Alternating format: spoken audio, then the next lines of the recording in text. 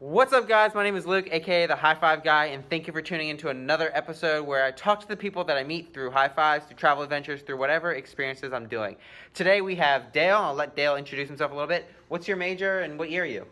I'm Dale. I'm comp sci major. I am graduating senior, actually. I'm about to graduate, and I have a sub-focus in logic and psychology. Nice. All right, so you must be excited. All right, so what was it like the first time you saw me giving out high fives? I was initially confused, just like, oh, is this like an advertisement or something? But it was cool. Hey, free high five. There you go. Yeah. Okay. Now, did you give me a high five the first time you saw me, or did it take you a little bit of time to be like, all right, this is cool. I'm gonna actually give him a high five? That's a good question. I don't remember. I suspect that I probably did it faster than most people. It was either the first or second time, probably. Okay, cool. So what is it about the high fives, if anything, that you really enjoy about it? It's really cool. It's just like, it's like a road bump in what otherwise is a standard routine of life. It just like forces you to suddenly reanalyze what's going on. Okay, suddenly there's a free high five going on. There's a high five guy.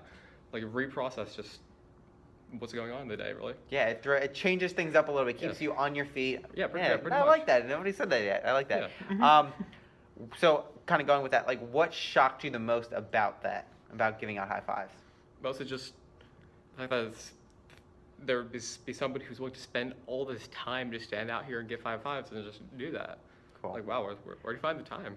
Glad you acknowledge and appreciate that. Yeah. That's what I really work hard to do, is be Yeah. consistent and be out there. So do you have anything that you're struggling with in life right now that maybe the high fives has helped you with, or something like that?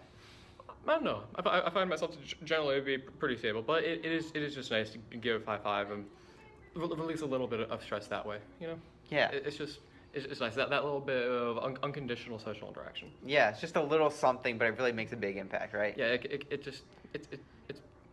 It's like a gouge at gouge. How do you pronounce that? I have no idea. It's like a little gouge at built up stress. You know. Okay, so let me ask you, I can probably guess based on what your current standing is, but Yeah. what are you most excited about in life right now? Immortality, no. Yeah, I feel like we're close, right? Well, I'm getting there. Basically, I'm sort of what I'm dedicating my life at, which is making a friendly AI, essentially. Okay. Just figuring out how to make a super intelligent AI be friendly to humans, essentially. Okay, well that kind of leads right into my next question, which is, what would you consider yourself an expert in? Ooh, expert. Well, I'm going into AI and AI research, but I'd say I'm more of an expert in like rationality and human psychology, despite comp sci just being my field, because rationality and psychology are fascinations of mine. So I want to understand everything. I want to understand how my and other people's minds work, and what's the optimal potential way to try to make them work. Yeah, it's funny. I really associate with that too. I mean, that's why I do the high fives, and that's why I like to meet people. So I like to understand the why behind everything. Indeed, yeah. Just I want to know exactly why minds work, why other sapient beings work, and how it all works.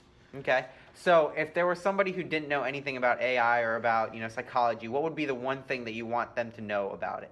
There's so many things, like tips and tricks and rationality tips I want to tell them.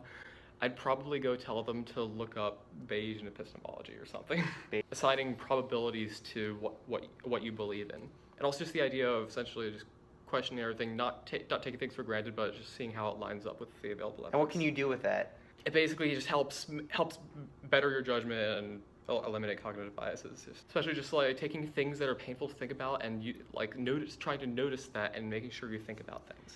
Gotcha. Yeah, I always like to I even made a video about this. You guys can check it out on the YouTube page as well. But judging a book by a cover, I say is okay. It's just that after you have that judgment, you have to put it aside and then approach the situation. You have to be willing to reevaluate that. Judging a book by its cover, it's a heuristic. It's a mental shortcut. It's useful, but make sure you update it later based on future evidence. Yeah, totally agree. So one last thing kind of related to this is, if there's somebody who wanted to go into the field, what would be one piece of advice that you would give them about this? If you're going into this just standard AI being a software engineer, being a contractor, I would say program a lot, devise personal projects, and just that you're going to program. This is something I don't do enough. I really should be doing more, but really just do more programming, and your expertise will grow without you even noticing. So now a couple fun questions to end with. When I say successful, who or what comes to mind? People who are motivated and just able to make themselves do what they think they should do. Precursor to success. Gotcha. Something I'm working on myself. Meditation helps with that a lot. Yeah, okay. So, say you had a fortune. Yeah. What would you give that fortune up for in return? Well, you're handing me a blank check here. Let's go with omniscience. Yeah, okay, I there you go. mean, One last question. This is one of my favorite questions, besides the bagel or donut question, which I love. Mhm. If you had a billboard that you could put anywhere in the world and you could put anything on it, where would you put it and what would you put on it? I'd probably just go and figure out the most optimal place to put it as far as people seeing it, and probably just put on like a link to the site Less Wrong, because it's a fantastic site just for finding out about rationality and eliminating cognitive bias. Okay. Well, there you guys have it. That's Dale, a psychology and AI expert. If you guys enjoy this video, please hit the subscribe button and share it with somebody else you like so you won't miss another upload, because I'm going to be interviewing as many people as possible. If I've met you and you would like to be on the show, let me know. Just send me a message, comment down below. But I really, really would appreciate it, guys, if you would share this, because the more people I can reach, the more impact we can have, and the more you can learn about different expertise that we all have and a little bit about the different experiences that we have as unique individuals. So if you enjoy, please hit the subscribe button, share with your friends, and we'll catch you all in the next video. High five!